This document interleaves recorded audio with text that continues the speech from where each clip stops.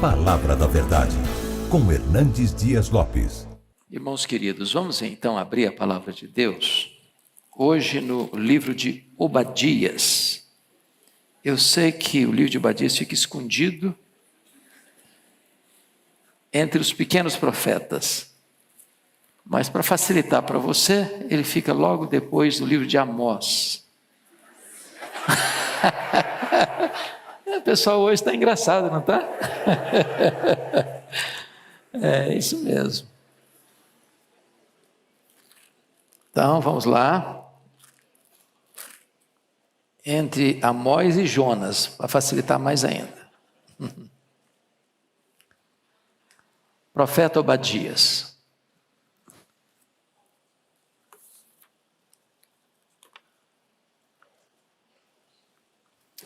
Convido você para acompanhar a leitura, então. Pode baixar um pouquinho só o retorno, por gentileza.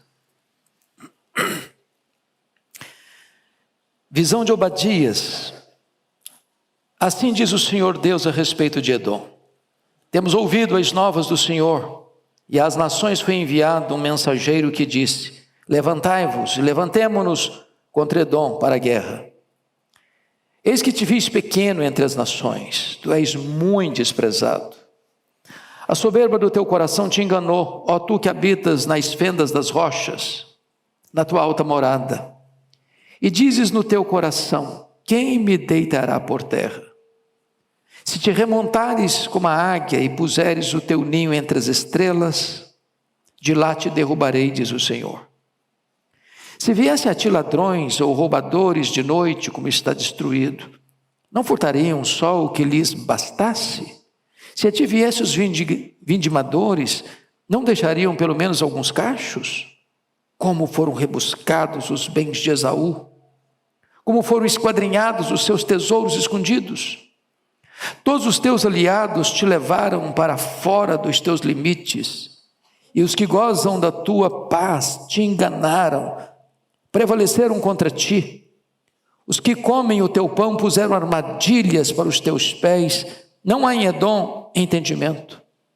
Não acontecerá naquele dia, diz o Senhor, que farei perecer os sábios de Edom e o entendimento do monte de Esaú. Os teus valentes, ó Temã, estarão atemorizados, para que do monte de Esaú seja cada um exterminado pela matança. Por causa da violência feita a teu irmão Jacó, cobrir-te-á vergonha e serás exterminado para sempre. No dia em que, estando tu presente, estranhos lhe levaram os bens, e estrangeiros lhe entraram pelas portas e deitaram sorte sobre Jerusalém, tu mesmo eras um deles. Mas tu não devias ter olhado com prazer para o dia de teu irmão, o dia da sua calamidade, nem ter te alegrado sobre os filhos de Judá no dia da sua ruína, nem ter falado de boca cheia no dia da angústia. Não devias ter entrado pela porta do meu povo no dia da sua calamidade. Tu não devias ter olhado com prazer para o seu mal no dia da sua calamidade, nem ter lançado mão nos seus bens no dia da sua calamidade. Não devias ter parado nas encruzilhadas para exterminares os que escapassem, nem ter entregado os que lhe restassem no dia da angústia. Porque o dia do Senhor está prestes a vir sobre todas as nações. Como tu fizeste, assim se fará contigo. O teu mal feito tornará sobre a tua cabeça. Porque como bebestes no meu santo monte, assim beberão. De contínuo todas as nações beberão, sorverão e serão como se nunca tivessem sido. Mas no monte Sião haverá livramento. O monte será santo, e os da casa de Jacó possuirão as suas herdades. A casa de Jacó será fogo, e a casa de José chama, e a casa de Esaú restolho. Aqueles incendiarão a este e o consumirão. E ninguém mais restará da casa de Esaú, porque o Senhor o falou. Os de Neguebe possuirão o monte de Esaú, e os da planície aos filisteus. Possuirão também os campos de Efraim, os campos de Samaria, e Benjamim possuirá a Gileade. Os cativos do exército dos filhos de Israel possuirão os cananeus até Sarepta, e os cativos de Jerusalém que estão em Sarafade possuirão as cidades do sul. Salvadores hão de subir ao monte Sião para julgarem o monte de Esaú, e o reino será do Senhor. Eu quero tratar com os meus irmãos nesta noite sobre o tema os erros de uma família e a ruína de um povo. Os erros de uma família e a ruína de um povo. Bom, é sabido de todos vocês que o livro de Obadias é o menor livro do Antigo Testamento. Dos 39 livros do Antigo Testamento, este é o menor de todos. Ele é um dos profetas menores e o menor dos menores. É curioso que Obadias e Naum não são citados nenhuma vez no Novo Testamento. E esses dois livros retratam a derrota definitiva de dois inimigos do povo de Deus, Edom e Nínive, capital da Síria. O livro de Obadias é um alerta soleníssimo para as famílias, para a igreja e para as nações. Mostra para nós que o erro hoje de uma família, se não tratado convenientemente, pode se espalhar, pode reverberar, e isso pode atingir futuras gerações e atingir nações. O ponto aqui, meus amados irmãos, começa com uma família. Família de Isaac, família de Rebeca. Esse casal, que teve um casamento belíssimo, em amor. Este homem que vem de uma família muito importante na história, ele é filho de Abraão, herdeiro único de uma grande fortuna e de uma grande herança espiritual. Casa-se com Rebeca, ela é estéril. Ele orou 20 anos, para o ventre dela ser curado. Depois de 20 anos de oração, Deus faz um milagre. Nascem Esaú e Jacó.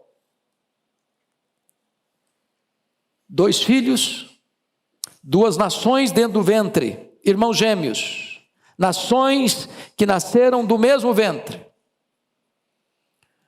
Jacó é o pai dos judaítas, Esaú é o pai dos edomitas.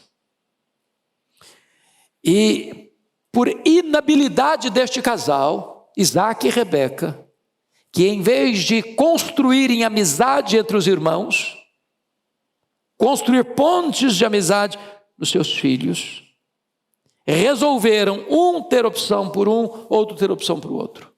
Isaac amava mais Esaú, Rebeca amava mais Jacó.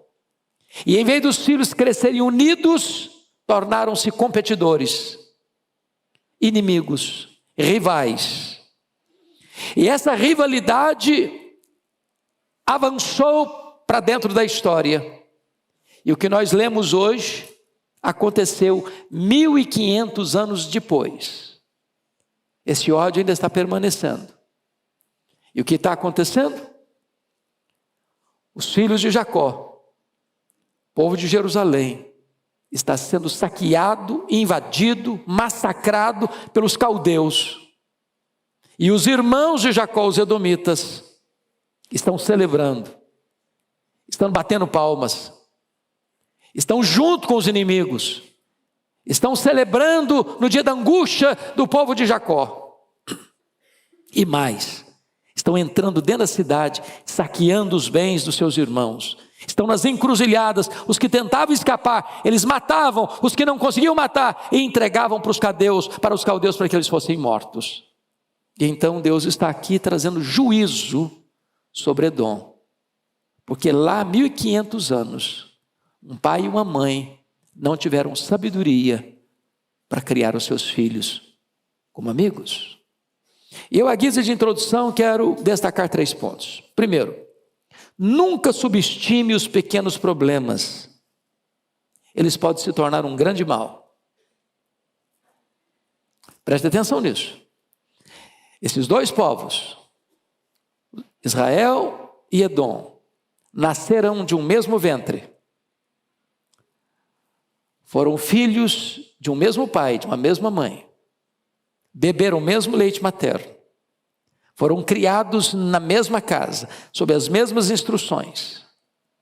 Mas o ódio de um pelo outro foi tal que ao longo dos anos, esses 2 países viveram inimizados. E agora, um deles, os edomitas, massacram o seu irmão, quando o seu irmão está vivendo o dia mais triste da sua desventura. E o resultado é o juízo peremptório de Deus vindo sobre os edomitas. Olha o verso 10 comigo. Por causa da violência feita a teu irmão Jacó, cobrir-te-á vergonha e serás exterminado para sempre.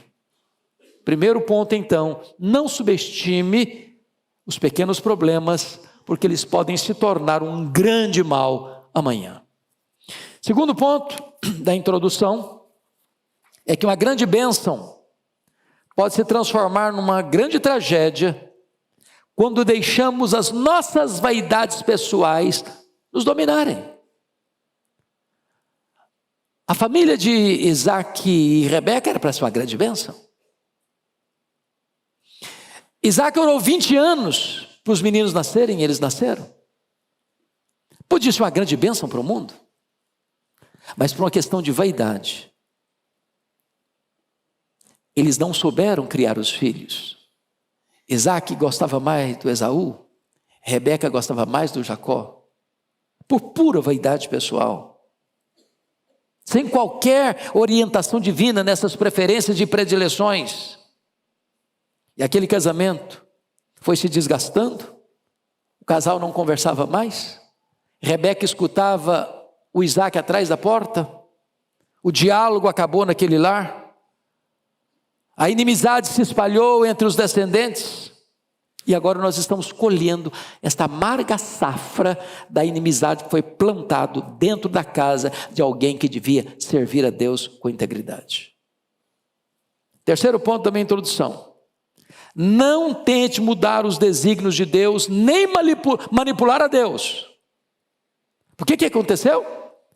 O Isaac, sabendo que Deus havia dito que o mais velho serviria o mais moço e que o projeto da redenção passaria por Jacó, ele tentou manipular e mudar isso. Chamando Jacó, Esaú particularmente, vem cá meu filho, faça uma refeição para mim, porque eu vou abençoar você. E ele sabia que abençoar você seria transferir a bênção que Deus disse que era para Jacó, para Esaú. Ele tentou mudar os planos de Deus. Com Deus você não tem quebra de braço e vencer não. Ninguém luta contra Deus e prevalece.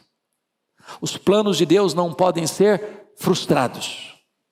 Por outro lado, diz a Bíblia que Rebeca tenta manipular a situação, dando uma mãozinha para Deus, como se Deus precisasse de uma mãozinha nossa para cumprir seus planos. Diz, vem cá meu filho, o seu pai vai abençoar o Esaú, então nós vamos fazer o seguinte, eu sei que Deus prometeu, mas eu preciso fazer, eu preciso agir, agora é comigo, agora é do meu jeito, agora é do meu modo, você vai fingir que você é Esaú, e você vai lá e roubar astuciosamente a bênção que o seu pai vai dar para o seu irmão.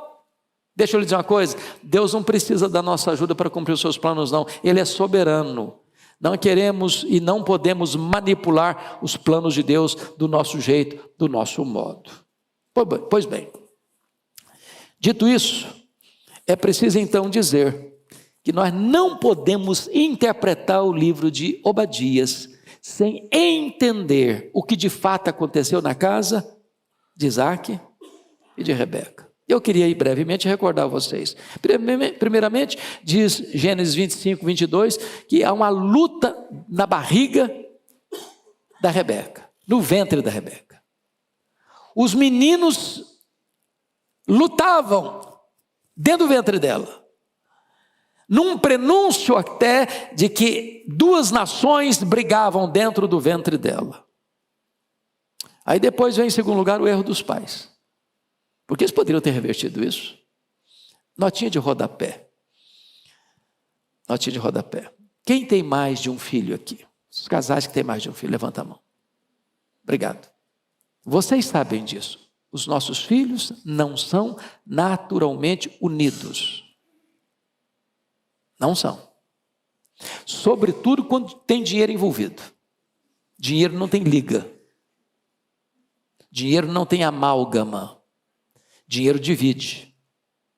Quando você vê uma família com os filhos unidos, pode saber de uma coisa: tem um pai e tem uma mãe por trás costurando esta amizade. Cuide para que seus filhos sejam amigos, sejam unidos. Isaac e Rebeca não fizeram isso. Terceiro, para entender, um jantar caríssimo. Esse é o jantar mais caro da história. O Esaú o Jacó comprou do seu irmão Esaú o direito de primogenitura com um prato de lentilhas, com a sopa. Foi o cardápio mais caro da história. Mostrando que ele era profano. Mostrando que ele não dava valor às coisas espirituais. Mostrando que as coisas materiais é que dominavam a mente e o coração dele. Agora preste atenção, esses povos todos ao redor de Israel tinham deuses.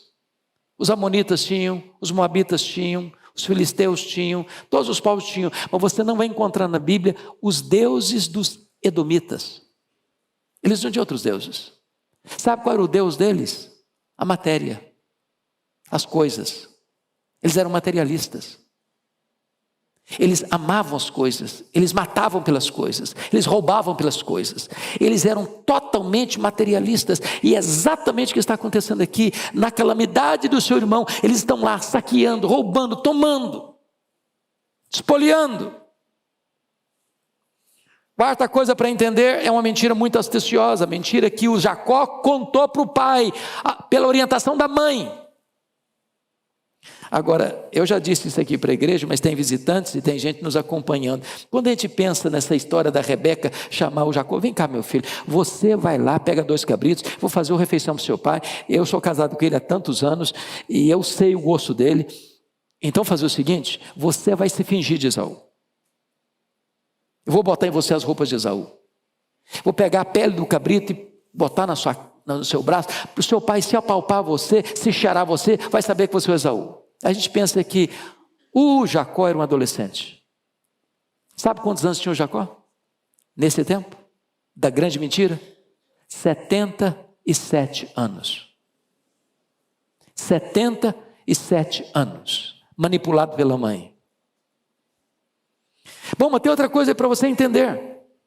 O ódio violento. Gênesis 27, 41. A Bíblia diz que Esaú tomou a decisão de matar o seu irmão. E a pessoa, quando o meu pai morrer, pensou que o pai dele ia morrer logo. Eu vou matá-lo. A Rebeca chama Jacó, sai de casa agora, meu filho, vai lá para a casa do meu irmão. Daqui a pouquinho eu mando chamar você. Sabe quanto ele ficou lá na casa do irmão dela? 20 anos. Sabe o que aconteceu? Quando Jacó voltou, a sua mãe já estava morta. Sabe qual foi a grande preocupação do Jacó ao voltar para casa e encontrar seu irmão? E ele ficou sabendo que o seu irmão estava vindo ao encontro dele com 400 homens armados. E ele fica apavorado. Quis a providência de Deus que os dois se reconciliassem, mas nunca conviveram, nunca viveram juntos, e os seus descendentes nunca se deram um com o outro. Sabe por quê? Porque aquela hostilidade nunca mais cessou. E eu preciso que você compreenda isso para você entender melhor o texto que nós vamos trabalhar daqui a pouquinho. Quando você vai lá para Êxodo, eles estavam saindo do Egito, Moisés pediu aos descendentes de Esaú, os edomitas: permita-nos passar pela sua terra. Nós não vamos pegar água, nós não vamos comer nada, não vamos tirar nada, só nos deixe passar. Sabe qual a resposta dos edomitas? Não! Não permitimos. Se nós bebermos da água do poço, nós pagaremos, deixa-nos passar. Não! Não permitiram. Inimizade. Sabe quanto tempo tem isso? de Jacó esse período aí? 400 anos. 4 séculos não conseguiu apagar a mágoa, o ódio entre os descendentes desses 2 irmãos. Mas depois, em segundo lugar, lá em Números 20, 18, tem algo interessantíssimo aí. Está escrito o seguinte: porém Edom lhe disse, não passarás por mim, para que eu não saia eu de espada ao teu encontro. Agora não é só não deixar não, se você tentar passar, eu vou atrás de você com a espada, eu vou matar você. Terceiro lugar, é preciso, só no livro que está do lado aí, Amós capítulo 1, versículos 11 e 12, preste atenção no que Amós vai dizer. Amós capítulo 1, verso 11 e 12.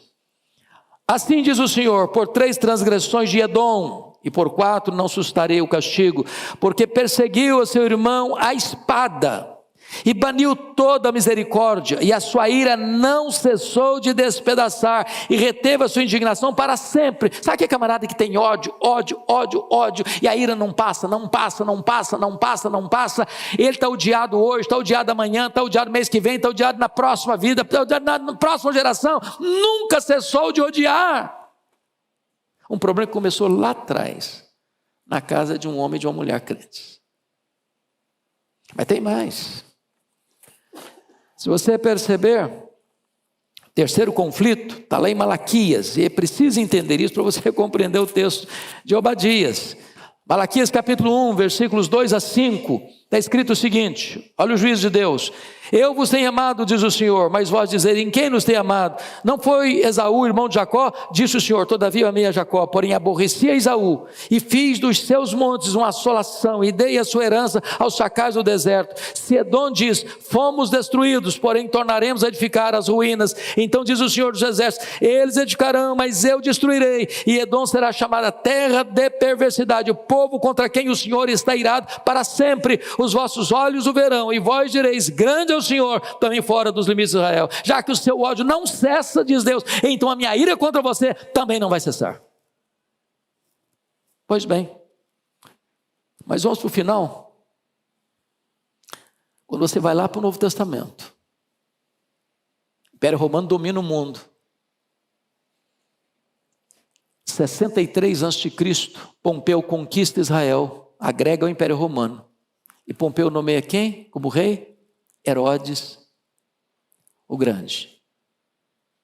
Quem é Herodes o Grande? Membro da família Edomeia. Quem são os edomeus? Os descendentes de Esaú.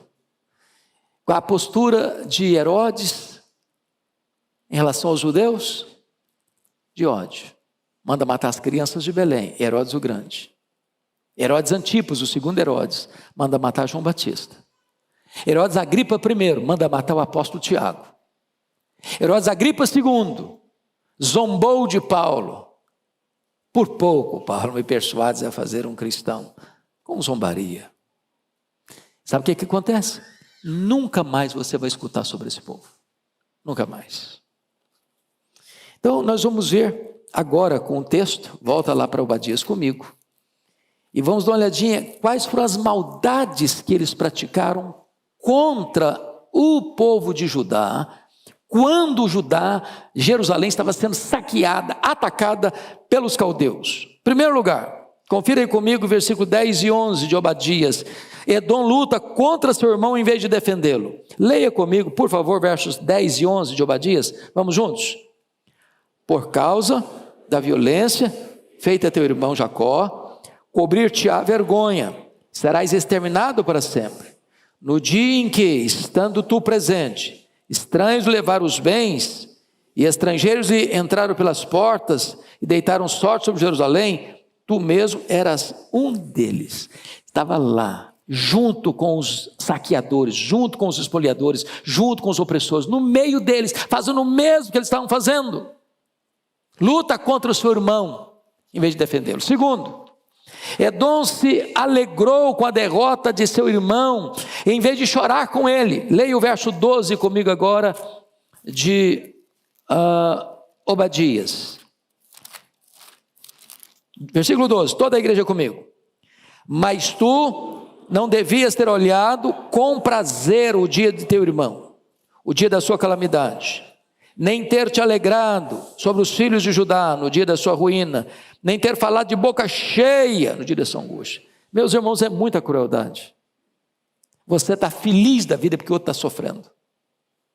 Você está batendo palmas porque o outro está sendo massacrado. Você está enchendo a boca de riso porque o outro está sendo destruído.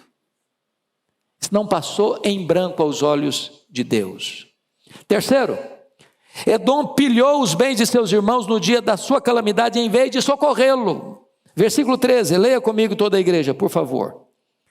Não devias ter entrado pela porta do meu povo no dia da sua calamidade. Tu não devias ter olhado com prazer para o seu mal no dia da sua calamidade, nem ter lançado mão nos seus bens no dia da sua calamidade. Você percebeu aqui? Eles estão lá junto com os caldeus, roubando, saqueando, espoliando seus irmãos, em vez de defender os seus irmãos. Mas finalmente, Edom ajudou a matar os seus irmãos em vez de protegê-los. Olha o versículo 14, leia o 14 comigo. Não devias ter parado nas encruzilhadas para exterminar os que escapassem, nem ter entregado aos que lhe restassem. Duas coisas. Pararam na encruzilhada primeiro para quê? Para matar quem está tentando fugir. E os que tentavam e eles não conseguiam matar, capturavam e entregavam para os caldeus matarem. Então, agora eu quero fazer as aplicações para a gente terminar. Lições para a nossa vida. Primeira lição: mostrar que Deus tem zelo pelo povo da sua aliança. Olha comigo o versículo 17. Leia o 17 comigo, você pode ler? Mas no monte Sião haverá livramento, o monte será santo, e os da casa de Jacó possuirão as suas herdades. Preste atenção nisso. Quem está massacrando hoje? A Babilônia. Quem está massacrando hoje? Edom. Quem está sendo massacrado hoje? O povo de Judá.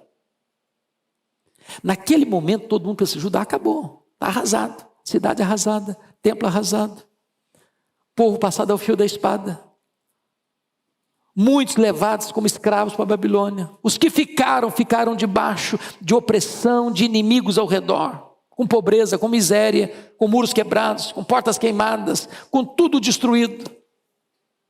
Só que Deus está no trono. E de repente aqueles que estão lá no topo da pirâmide vão escorregar e vão lá para baixo.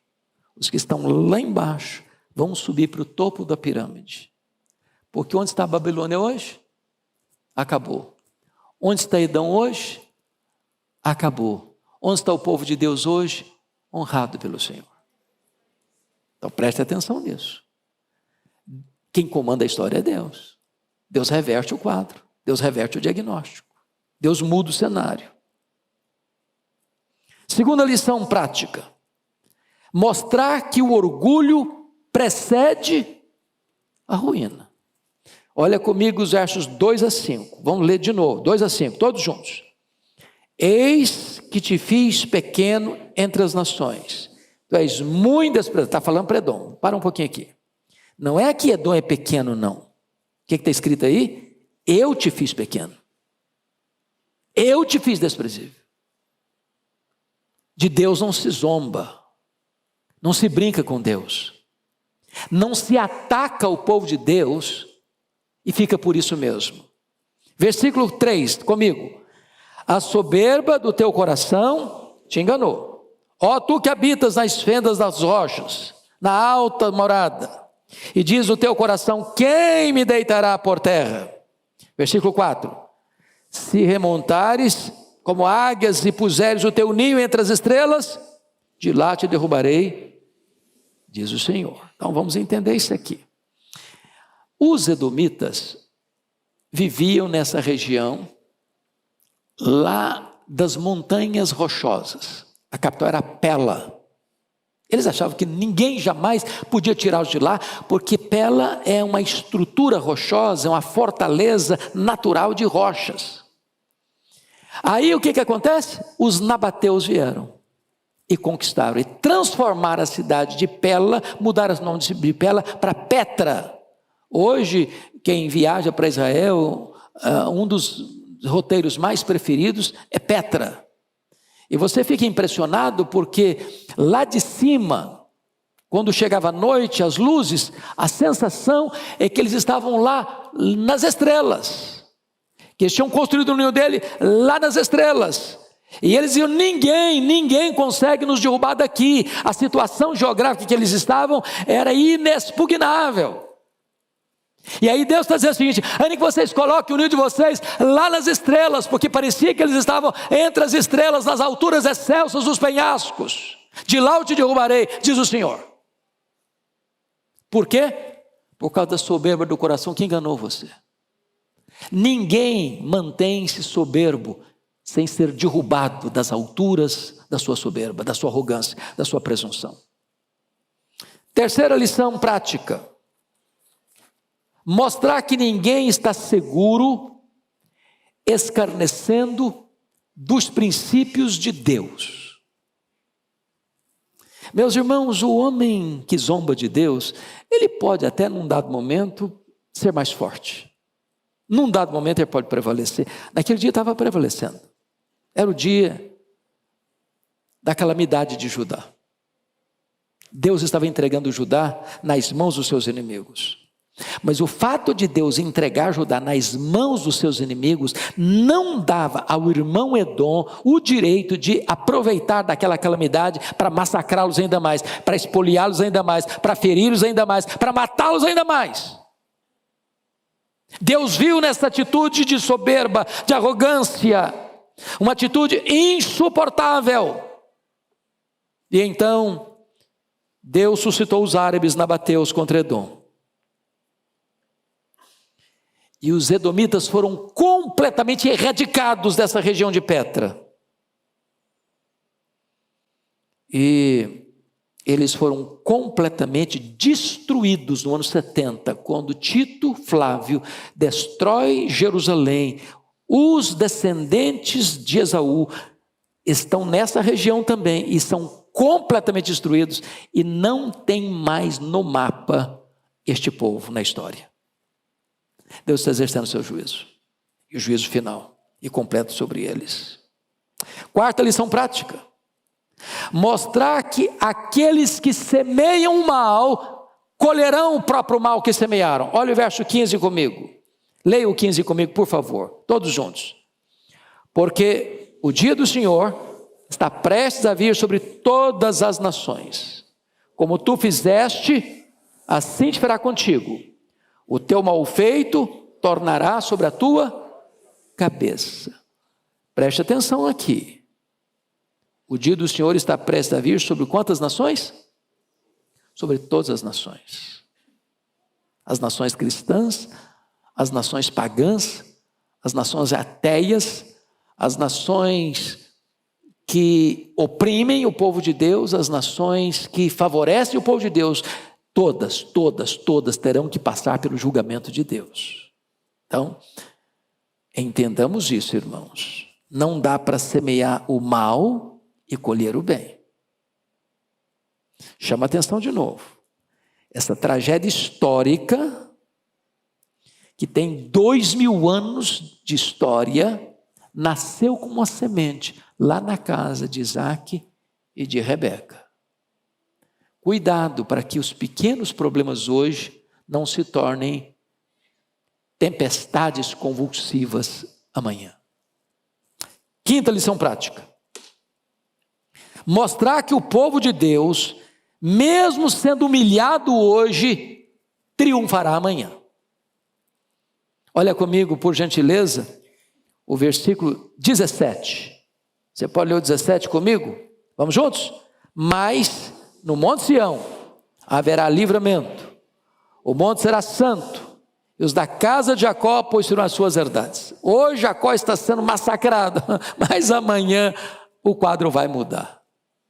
Meus irmãos, os cristãos podem ser perseguidos, os cristãos podem ser presos, os cristãos podem ser expoliados, os cristãos podem ser martirizados, mas a vitória é de Cristo e da igreja de Cristo. O povo de Deus será honrado pelo Senhor. Finalmente, em penúltimo lugar, sexto lugar, mostrar que o reino de Deus triunfará sobre todos os reinos do mundo. Olha o verso 21 comigo, por gentileza. Toda a igreja comigo. Salvadores hão de subir ao monte Sião, para julgar o monte de Esaú, e o reino será do Senhor. Isso aí me leva a Apocalipse 11:15. O reino do mundo se tornou de nosso Senhor e do seu Cristo, e ele reinará pelos séculos dos séculos. Louvado seja o Senhor. Edom caiu, mas o reino de Deus está de pé. A palavra de Deus está de pé. O povo de Deus está de pé, porque ninguém pode prevalecer contra o Deus Todo-Poderoso.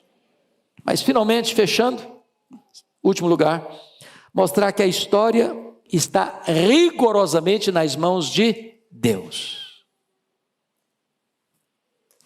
Deus está no trono. O Cordeiro venceu para abrir o livro e desatar os seus 7 selos. E o versículo 17, bem como o versículo 21, nos mostra isso, que Deus está conduzindo a história. A história não é cíclica. A história não é um caminhão sem freio ladeira abaixo. A história caminha para um telos, para uma consumação. E o reino e os reinos do mundo serão do Senhor e do seu Cristo.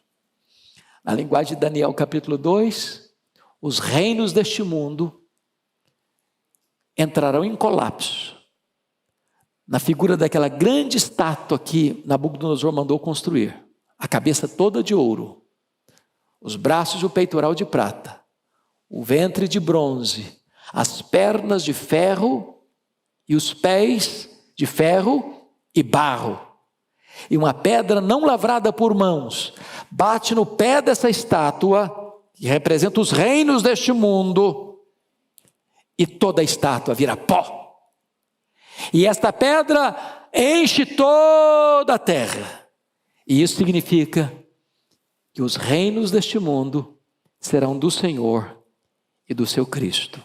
E ele reinará pelos séculos dos séculos. E a igreja dele reinará com ele pelos séculos dos séculos. Seguimos ao Deus Todo-Poderoso, ao Rei vencedor e vitorioso. A história está nas mãos do nosso Deus. Vamos orar, queridos? E a pergunta que eu faço agora a você é esta: você tem permitido conflitos dentro da sua casa?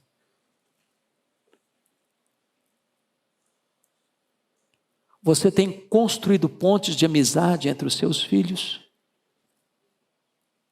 Você se empenha deliberadamente para que os seus filhos sejam amigos?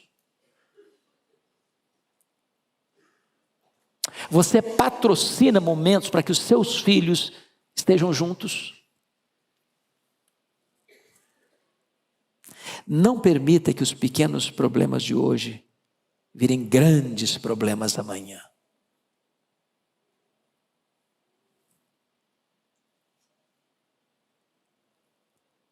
Talvez você veja aqui hoje, você tenha alguma ponta de mágoa de alguém da sua casa, porque as piores brigas e as piores guerras são entre família.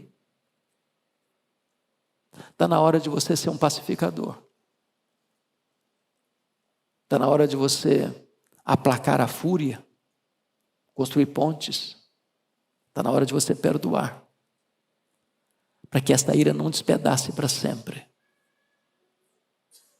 Para que você hoje estanque uma barragem que, se romper, pode trazer uma grande inundação.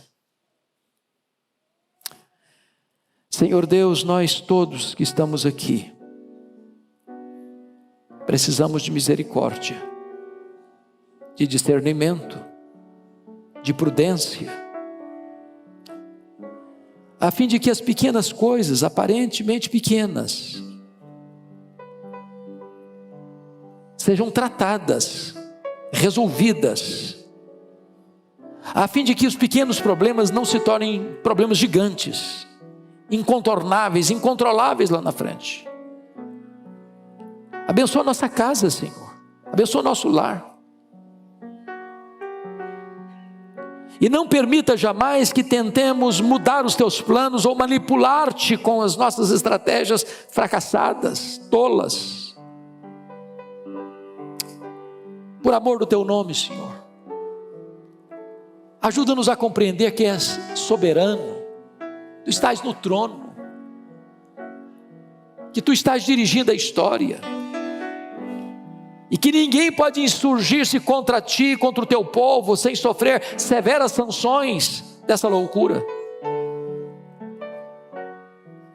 Que ao mesmo tempo nós nos aquietemos nos teus braços, mesmo sabendo que tantas vezes podemos ser injustiçados, perseguidos, maltratados, acuados, acusados, perseguidos, martirizados, mas certamente a vitória é de Cristo e do teu povo, ó Deus. E nós nos alegramos em ti nesta noite, porque numa noite missionária, onde o teu povo compreende que o campo é o mundo, nós queremos ser, Deus, esse luzeiro a brilhar.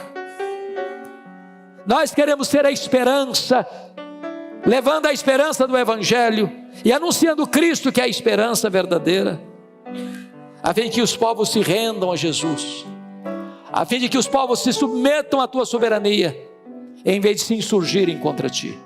Que os povos te conheçam e te adorem, Senhor, para que cumpramos assim a nossa missão de testemunhas de Cristo. Bendito é o teu nome, em nome de Jesus. Amém.